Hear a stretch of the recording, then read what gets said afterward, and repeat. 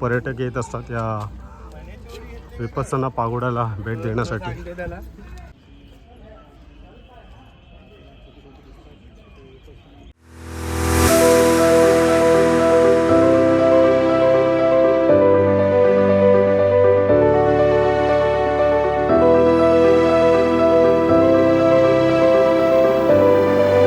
जय भीम जय शिवराय मित्रांनो, मी कोकणी रणजित आपल्या मराठी यूट्यूब चॅनलमध्ये पुन्हा एकदा तुमचं सगळ्यांचं स्वागत आहे. मित्रांनो, मी आता आलो आहे गोराई या ठिकाणी आणि मी निघालो आहे पागोडा बघण्यासाठी. तर पागोड्याला कसं जायचं आहे हा तुम्हाला व्हिडिओच्या माध्यमातून मी तुम्हाला सांगणार आहे. सर्वप्रथम जर तुम्ही बोरवलीवरून येत असाल तर बोरवलीवरून तुम्हाला शेअरिंग रिक्षासुद्धा आहे आणि बससुद्धा पकडू शकता, बोट मिळते आपल्याला. आणि बोरवलीवरून शेअरिंग रिक्षासुद्धा भेटतात. तर तुम्ही बाईकने येत असाल तर बाईकनीसुद्धा मनोरीचा प्रवास करू शकता, बोटीतून बाईक घेऊन जाऊ शकता.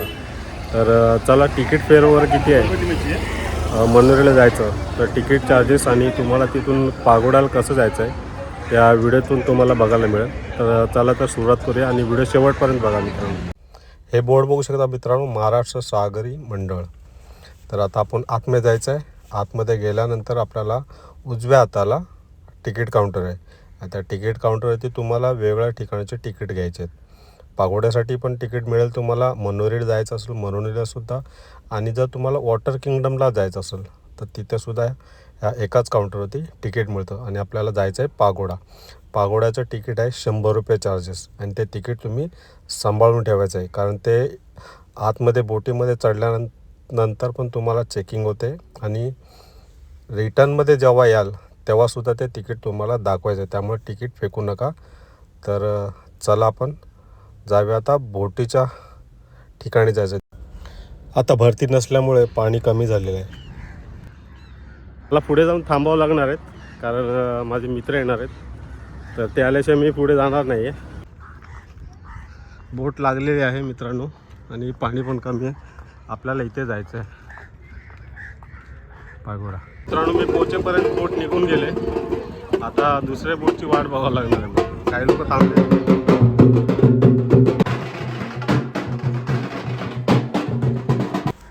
आणि मित्रांनो, दुसरी बोट आलीच होती. तितक्यात आम्ही तिकीट वगैरे त्यांना दाखवून आम्ही आतमध्ये निघालो बसण्यासाठी. तर चला जाऊया आतमध्ये. तुम्ही बोटीमध्ये बसल्यानंतर हे तुम्हाला कंपल्सरी आहे मित्रांनो, सेफ्टीसाठी. पाण्यामध्ये जरी काही अपघात झाला तर तुम्ही याच्यापासून सुरक्षित राहू शकता, म्हणून सगळ्यांना कंपल्सरी केलं आहे. पाठीमागे सगळ्यांनी घातलेलं आहे.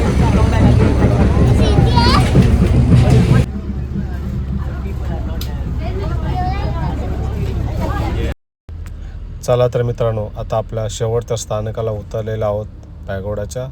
तर चला, आणि आता आपण जायचं आहे आपल्याला पागोड्यामध्ये आता एंट्री करायची.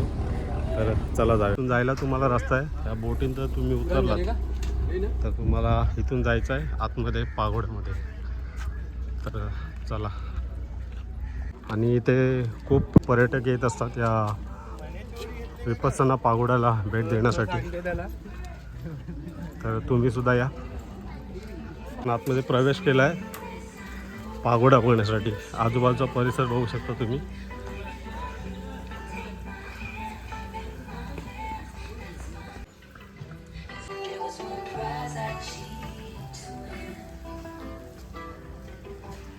तुम्हाला ह्या साईडला जायचं असेल ना तर बहुतेक वॉटर किंगडम आहे. आणि जर आपल्याला इथे पागोडा बघायला जायचं तर ह्या साईडला लेन आहे ती. तिथे बघू शकता, हा बोर्ड लिहिला आहे. हा वॉटर किंगडमसाठी आहे. आणि जर तुम्हाला पागोड्यासाठी जायचं असेल तर त्याची लाईन वेगळी आहे. इथे आल्यानंतर तुम्हाला ते तुम्ही जे 100 रुपीचं तिकीट घेतलं होतं ते तुम्हाला इथे दाखवायचं आहे. मित्रांनो, तिकीट फेकू नका, कारण तुम्हाला एंट्री करताना ते इथे दाखवावं लागणार आहे. आणि बोटीतून उतरल्यानंतर आपल्याला पागोड्याचा जो एंट्रन्स होते गेट आहे, त्या गेटमध्ये तुम्हाला तिकीट दाखवायचं आहे.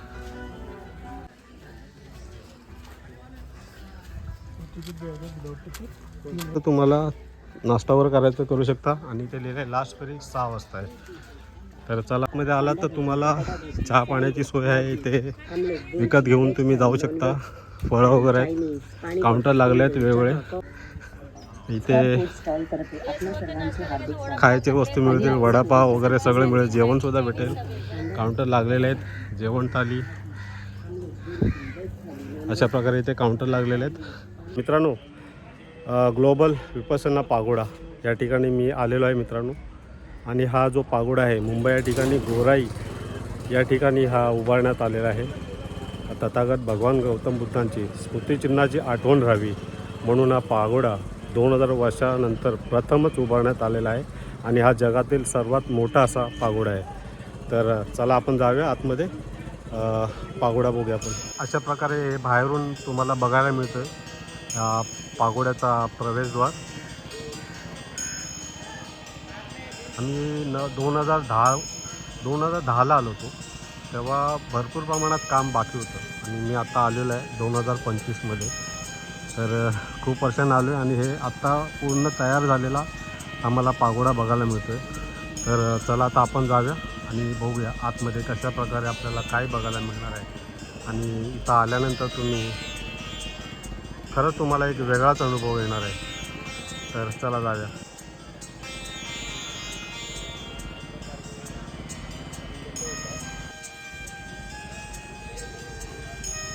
जायचं आपल्याला आणि ते पुरुषांची आणि महिलांची लाईन वेगळी असते. तर आपल्याला लाईनीमध्ये जायचं आहे आणि इथे सुद्धा तुमची चेकिंग केली जाते आतमध्ये जाताना.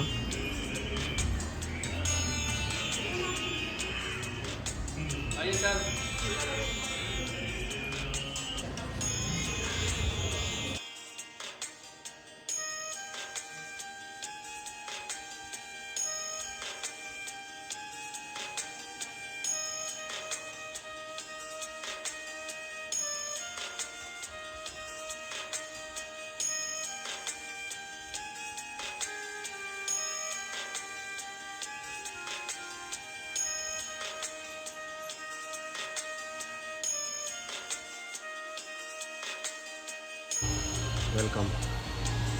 हा बघू शकता पागोड्याचा परिसर. आणि इथं तर तुम्ही आलात तुम्हाला पूर्ण माहिती भेटते. इथे तुम्हाला माहिती दिलेली आहे. आपण आजूबाजूचा परिसर बघूया आणि मग आपण पागोड्यामध्ये एंट्री करणार आहोत. ते घंटा मीनार है, गुंजे वाणी धर्म की धरती और आकाश.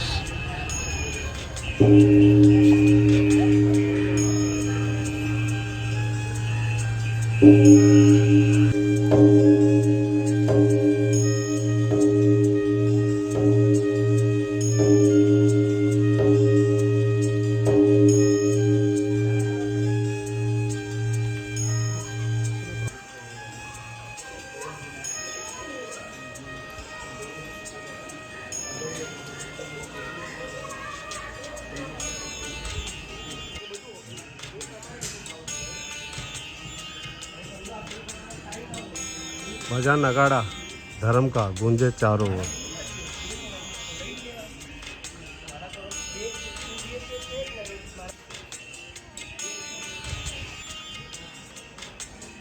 उजव्या साईडला तिकडचा परिसर बघूया कशा प्रकारे आहे तो. डाव्या साईडचा बघितला आपण प्रवेश करताना, त्याच्यानंतर घंटा ते पण बघितलं आपण. आता आपण उजव्या हाताला जाऊया, तिथे तथागत भगवान गौतम बुद्धांची मूर्ती आहे. तुम्ही आतमध्ये प्रवेश केला की उजव्या साईडची बाजू आहे. इथे तुम्हाला फूड प्लाझा म्हणजे जेवण आणि नाश्ता वगैरे ह्या साईडला मिळेल तुम्हाला.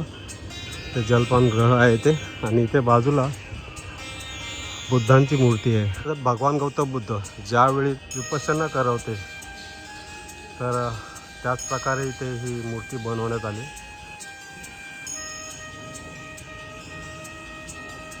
आजूबाजूचा परिसर बघितला मित्रांनो आणि आता आपण जायचं आपल्याला मेन पागोड्यामध्ये एंट्री करायची आहे. तर चला जाऊया आता.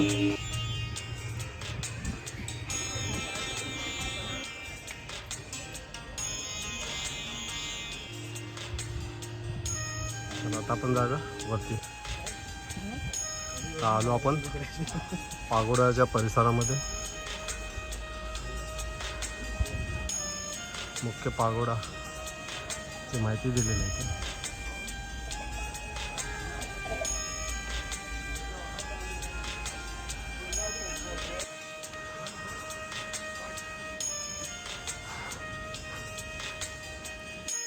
मित्रांनो, या स्तूपाच्या घुमटीमध्ये ठेवलेले तथागत भगवान गौतम बुद्धांच्या अस्थी आहेत. आजूबाजूचा परिसर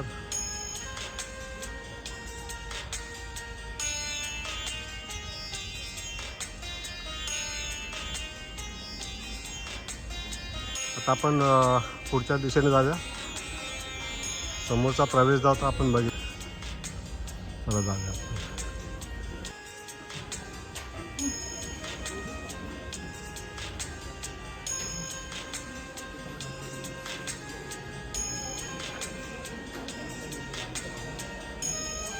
इथे क्रमांक लिहिलेले गेट क्रमांक लिहिलेले आहेत.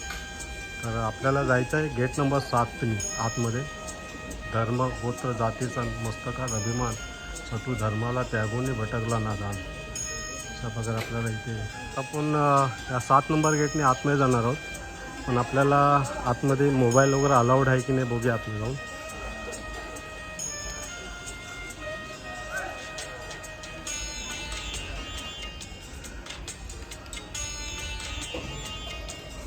मुख्य पागोड्यामध्ये आतमध्ये जाण्याच्या अगोदर आपण आजूबाजूचा परिसर बघून घेऊया अगोदर आणि मग आपण प्रवेशद्वाराने 7 नंबर प्रवेशद्वाराने आतमध्ये जायचं आहे पागोड्यामध्ये. बघू शकता किती सुंदर असं काम आहे या पागोड्याचं. विश्वात जगामध्ये सर्वात मोठा असा हा पागोडा आहे मित्रांनो. तुम्ही नक्कीच या जागेवर येऊन भेट द्या.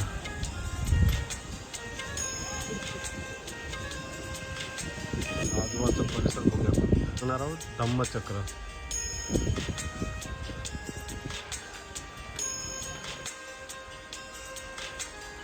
हे बघू शकता अशा प्रकारे धम्मचक्र प्रवर्तन याला म्हणतात.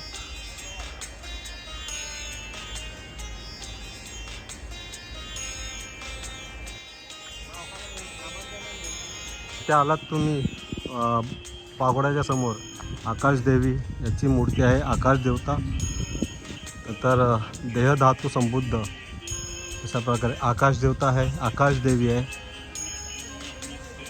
याची ते स्थापना केलेली आहे. हे सुद्धा आपल्याला बघायला मिळतं. माझ्या पाठीमागे बघू शकता हा मुख्य प्रवेशद्वाराची इथं आलो आहे. आता आम्ही आतमध्ये जाणार आहोत. तर आतमध्ये मोबाईलवर अलाउड आहे की नाही माहीत नाही, तर आम्ही आतमध्ये जाऊन येणारच आहोत आतमध्ये. तर चला आपण आतला परिसर.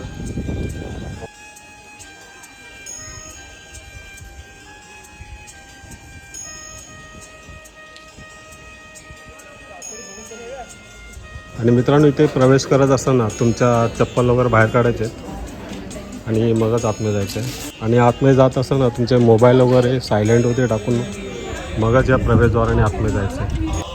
मित्रांनो, गेट नंबर 7 जर तुम्ही आतमध्ये आलात तर हा बघू शकता आतला गाभारा आणि त्याची रचना. या गाभाऱ्यामध्ये मित्रांनो एकाच वेळी 8 ते 10 हजार लोक बसू शकतील अशी व्यवस्था या ठिकाणी करण्यात आलेली आहे. पागोड्याच्या कळशाच्या उंची 29 मीटर असून भूकंपरोधकसुद्धा आहे. आणि हा तुम्ही आतला गाभारा बघू शकता किती भव्य दिव्य असा आहे. आणि इथे 8 ते 10 हजार लोक बसू शकतात मित्रांनो. तर तुम्हाला विपश्यना करायची असेल तर तुम्ही आतमध्ये जाऊन बसू शकता, करू शकता. आणि बाहेरून तुम्ही बघू शकता पूर्ण काचेने बंद केलेला आहे. गाभाऱ्याच्या आजूबाजूचा जो परिसर आहे हा काचेने बंद केला आहे. त्यामुळे तुम्हाला बाहेरचा आवाज आतमध्ये जाणार नाही आणि आतला आवाज बाहेरसुद्धा येणार नाही. अशा प्रकारे हा गाभारा बनवला आहे. आम्ही 7 क्रमांक दरवाजाने आतमध्ये गेलो होतो प्रवेशद्वाराने. 8 नंबर दरवाजाने बाहेर आलो. आणि मित्रांनो, आता आपण आतमध्ये जाणार आहोत पूज्य सत्यनारायण गोयंका आणि इलायची देवी गोयंका या दोघांची आपण माहिती जाणून घेऊया. मित्रांनो, ह्या ज्या सत्यनारायण गोयंका आहेत याची आपल्याला माहिती देणार आहेत राजेंद्र कांबळे. आणि यांना वाचनाची खूप आवड आहे, त्यामुळे त्यांच्याकडे पुरेपूर आपल्याला याची माहिती मिळणार आहे. तर आपण माहिती जाणून घेऊया. राजेंद्र कांबळे माहिती देतात. जय भीम. नमस्कार मित्रांनो, नमो बुद्धाय. माझं नाव राजेंद्र रामचंद्र कांबळे.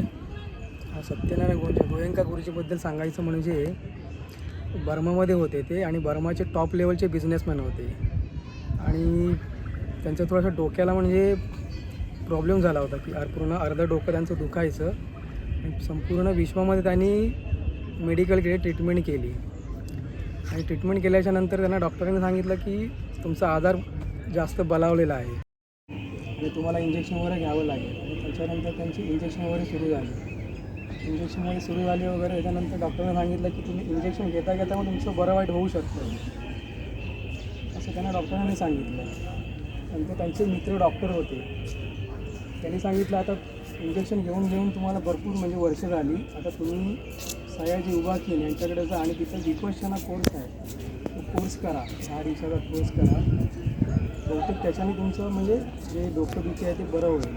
आणि तिथे गेल्याच्या नंतर त्यांनी ते 10 दिवसाचा कोर्स केला सयाजी उबाकीन यांच्याजवळ आणि त्यांचं माठ 70-80% त्यांना ते बरं वाटलं. आणि बरं वाटल्याच्या नंतर त्यांनी तो कोर्स चालू ठेवला. म्हणजे 10 दिवसाचा, 20 दिवसाचा, 30 दिवसाचा, 20 दिवसाचा, 7 दिवसाचा असा कोर्स सुरू केला. त्यांचं जे डोकं दुखायचं होतं, आरसीसी म्हणतात, संपूर्ण त्यांचं ते बरं झालं पूर्ण. नंतर मग त्यांनी असा विचार केला की विपश्यनामध्ये एवढी ताकद आहे तर आपण पूर्ण लोकांच्या कल्याणासाठी विपश्यना आपण चालू करू. त्याच्यानंतर ते 1975ला भारतामध्ये आल्याच्या नंतर नाशिकमध्ये विपश्यना पहिलं 1975ला सेंटर उभं केलं. आणि तिथं मला वाटतं 800 लोक बसतील एवढं मोठं सेंटर ते पहिलं उभं राहिलं. आणि तिथून जे लोकांना त्यांनी सेवा द्यायची सुरुवात केली विपश्यनाची, ते आजपर्यंत पूर्ण विश्वामध्ये मला वाटतं 200 ते 300 सेंटर आपण आज भारतामध्येच चालू झालेलं आहे आणि मोठ्या प्रमाणामध्ये त्यांचं काम आता पुढे चाललं. तर मित्रांनो, आपल्याला खूप सुंदर अशी माहिती दिलेली आहे आणि तुम्हाला माहिती नक्कीच आवडेल. आलो आहोत अशोक स्तंभ, हा बघू शकता अशोक स्तंभ.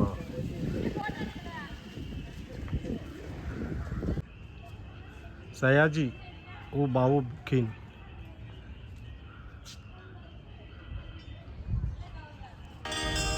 मित्रांनो, पॅगोडाचा बाह्य अंग आणि कळस रंगवण्यात आलेला आहे. परिक्रमासाठी दुर्मिळ अशा संगमरवरी दगडांचा मार्ग बनवण्यात आला आहे.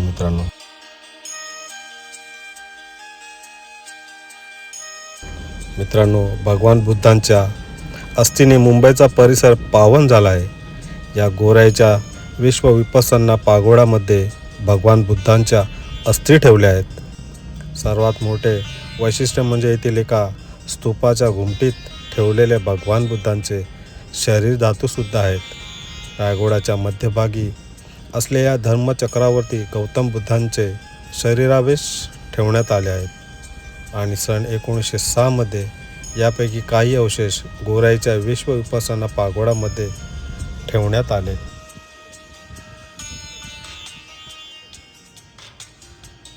मित्रांनो, आम्ही पागोडाचा आजूबाजूचा परिसर आणि आतमध्ये पागोड्यामध्ये पण जाऊन आलो आहे आणि आता उत्तर पागोडा इथं आतमध्ये जाऊन तुम्ही विपश्यना शांत चित्ताने बसू शकता.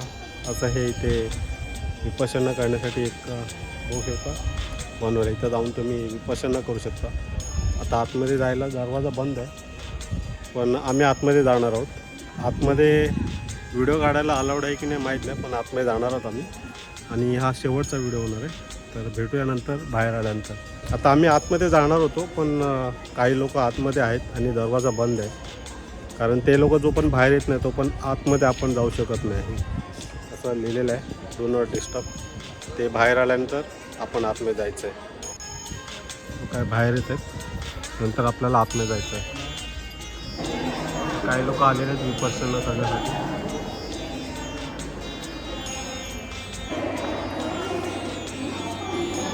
आता आम्ही बसलो आहे विपश्यनासाठी. इथं आला तर तुम्हाला मोबाईल व्हिडिओ आला ते पण मी काढतो.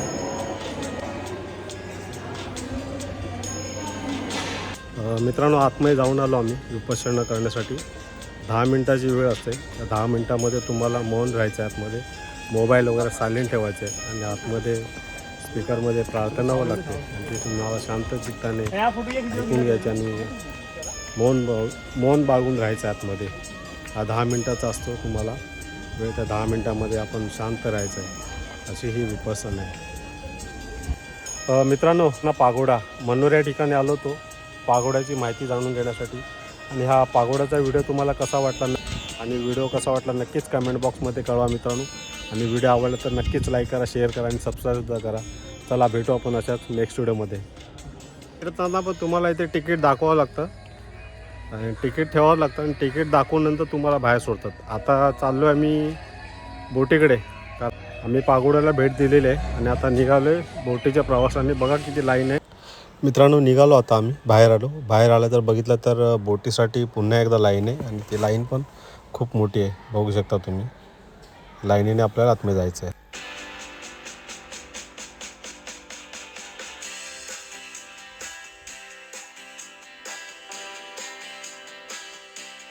मध्ये चाललो गोराई, ठीक पण आलो तसे भेटले आम्हाला बसायला जागा. चला, सकाळी आलो होतो तेव्हा किती पाणी होतं ना, आता बघा बोट कुठे लागले. सकाळी पूर्ण आटलं होतं पाणी आणि आता परत निघालो तर पाणी पूर्ण वरपर्यंत आलं आहे.